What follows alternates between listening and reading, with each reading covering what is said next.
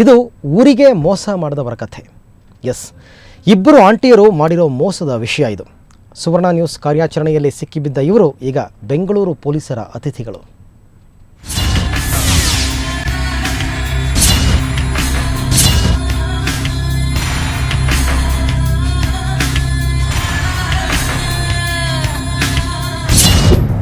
ಹೀಗೆ ಪೊಲೀಸರ ನಡುವೆ ಹೆಜ್ಜೆ ಮೇಲೆ ಹೆಜ್ಜೆ ಹಾಕುತ್ತಿರುವವರು ಅಮುದಾ ಮತ್ತು ರಿಜ್ವಾನ್ ಬೇಗಂ.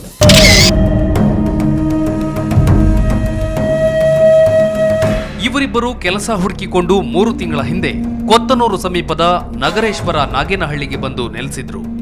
ಆದರೆ 3 ತಿಂಗಳಲ್ಲಿ ಇವರು ಮಾಡಿದ ಮೋಡಿಗೆ ಇಡೀ ಊರೇ ಮೋಸ ಹೋಗಿದೆ.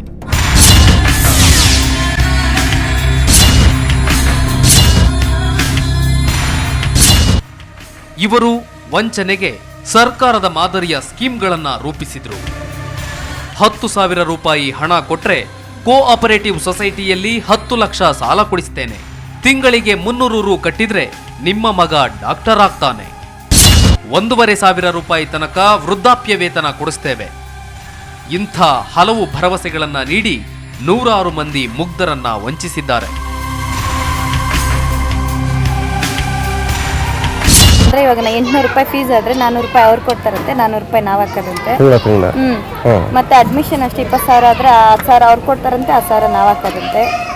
ಈ ತರ ಹೇಳಿದ್ದಾರೆ.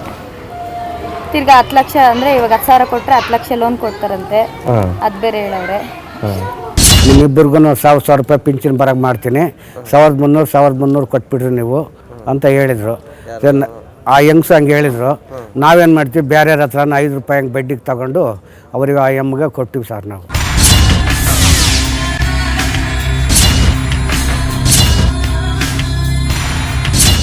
ಈ ಆಂಟಿಯರ ಮೋಸದ ಬಗ್ಗೆ ಅನುಮಾನಗೊಂಡ ನಾಗೇನಹಳ್ಳಿ ನಿವಾಸಿಗಳು ಸುವರ್ಣ ನ್ಯೂಸ್ಗೆ ಸುದ್ದಿ ಮುಟ್ಟಿಸಿದ್ರು.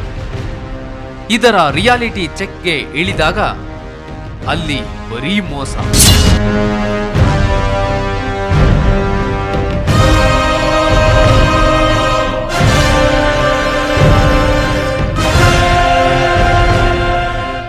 ಇಳಿ ವಯಸ್ಸಿನಲ್ಲಿ ವೃದ್ಧಾಪ್ಯ ವೇತನದ ಕನಸು ಕಂಡಿದ್ದವರು 10 ಲಕ್ಷ ರೂಪಾಯಿ ಸಾಲದ ಹಾದಿ ನೋಡುತ್ತಿದ್ದವರ ಕಣ್ಣಿಗೆ ಮಣ್ಣೆರಚಿ ಅವರಿಂದಲೇ ಪಡೆದಿದ್ದ ಹಣವನ್ನ ದೋಚುವುದೇ ಇವರ ಕೃತ್ಯವಾಗಿತ್ತು. ವಂಚನೆ ಜಾಡು ಹಿಡಿದ ಕೊತ್ತನೂರು ಪೊಲೀಸರು ಆಂಟಿಯರಿಗೆ ಪರಪ್ಪನ ಅಗ್ರಹಾರ ತೋರಿಸುವ ವ್ಯವಸ್ಥೆ ಮಾಡಿದ್ದಾರೆ.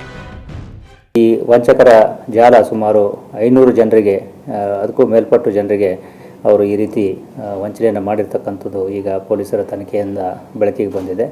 ಇದರಲ್ಲಿ ಈಗಾಗಲೇ ಪೊಲೀಸರು 2 ಮಹಿಳೆಯರನ್ನು ಬಂಧಿಸಿದ್ದು, ಉಳಿದಂತೆ ತನಿಖೆ ಜಾರಿಯಲ್ಲಿದೆ.